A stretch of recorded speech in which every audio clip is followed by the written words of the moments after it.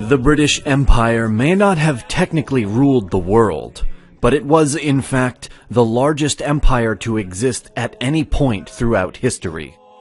Reaching across the globe and carrying on over multiple centuries, the British Empire owes its success and ability to expand so widely. The geographical position of Great Britain served as a major advantage to the growing empire. Given that the nation was an island, the likelihood of being invaded or conquered was somewhat lower than a country that was surrounded on all sides by foreign powers.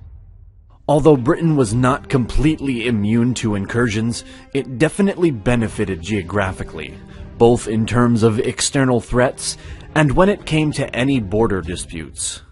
Britain had a pretty clear and straightforward border between itself and any other nations. While Scotland and England split the landmass that was bilaterally united with the ascension of Scotland's King James VI to the throne of England in 1603, both states would together make up the nation of Great Britain by 1707, sharing their outward borders with nothing but the North Atlantic Ocean and the North Sea. This open position, with easy access for maritime expeditions, also gave Great Britain an upper hand when it came to reaching other countries and continents. Needing only to cross over foreign land when they wished to reach countries more inward on their continent, the Brits were able to sail to just about any coastal nation without much resistance. Still, oceanic adventures would not have been so effortless for the British Empire without a strong naval fleet.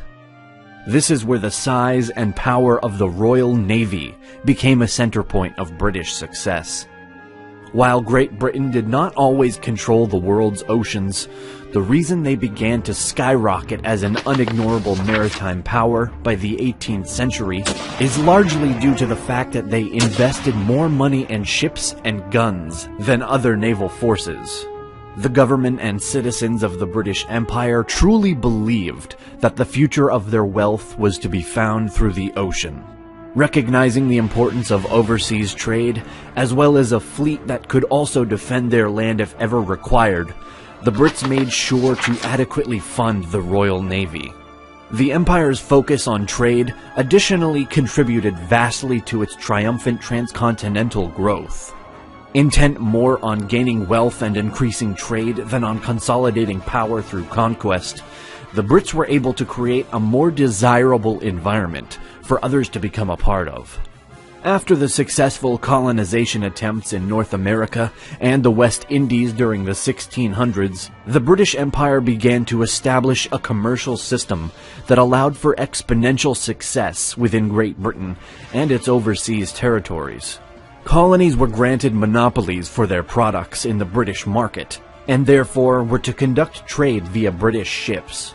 In 1651, the Navigation Act would prompt the development of a closed economy between the empire and its colonies, thus creating a system where all colonial imports were required to come from Great Britain and all colonial exports were to be sent directly to the British market by the way of British ships.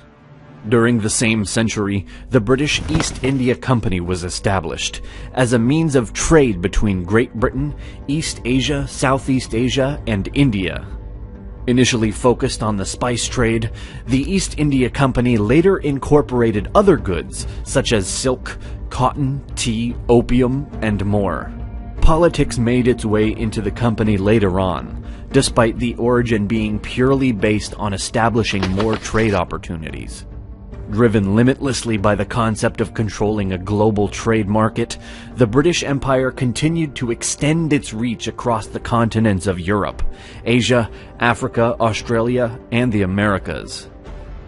While the process of colonization varied from territory to territory, one thing that remained consistent was the form in which these expeditions began. Unlike other empires who chose to expand through the use of military might and sovereign claims to power, the British facilitated most of their expansion through the establishment of trading posts and systems. Nonetheless, the British Empire was not a completely non-violent authority. On top of the Anglo-Dutch and Anglo-Spanish wars near the start of British expansion, the empire also engaged in conflict with its American colonies during the American Revolutionary War, later followed by the dissension in India, succeeding the decline of the Mughal Empire, and leaving the British East India Company as a prominent political power in the region. The presence of Britain in India was also notably more forceful than some of their other trade-focused enclaves, demonstrated by the expansion of the East India Company's power through the threat of violence against those who protested. The continued tensions between the British and French were no longer secluded in India either, as the 7 Years' War erupted in 1756. Lasting until the Treaty of Paris was signed in 1763, leaving Britain as the leading power across India and the world's oceans. When the American Revolutionary War came in 1775, after the British Empire responded to the "no taxation without representation" movement of the Americans by sending troops to try and subdue the colonies, France and Spain chose once again to go to war with Britain, now as allies of the newly declared United States. In 1783, at the Peace of Paris, the British Empire was forced to acknowledge American independence, in turn relinquishing any control over their former colonies. Devising a new strategy after such a drastic loss of territory, Great Britain now turned its attention toward the continents of Asia, Africa, and Australia, marking what some historians call the beginning of the Second British Empire. Though trade between the United States and Great Britain actually continued after the installation of independence, the empire chose to utilize the uncolonized coasts of Australia, which had been discovered by a Dutch explorer, Willem Janszoon, in 1606, and later claimed for the British Crown by James Cook in 1770 under the name of New South Wales. Still feeding their fresh craving for expansion in South Asia, the British suddenly engaged in a series of conflicts after the Battle of Plassey, which had occurred in 1757. By 1774, the British Empire took on a chain of attacks. The Anglo-Mysore Wars were fought until 1799, followed by clashes with the Pindaris. Attacks on places like Sindh and Burma also accelerated the new consolidation efforts of the British East India Company, on top of what was referred to as the Doctrine Lapse, where the Brits forbid the ascension to the throne of any Hindu ruler if they were not the natural heir.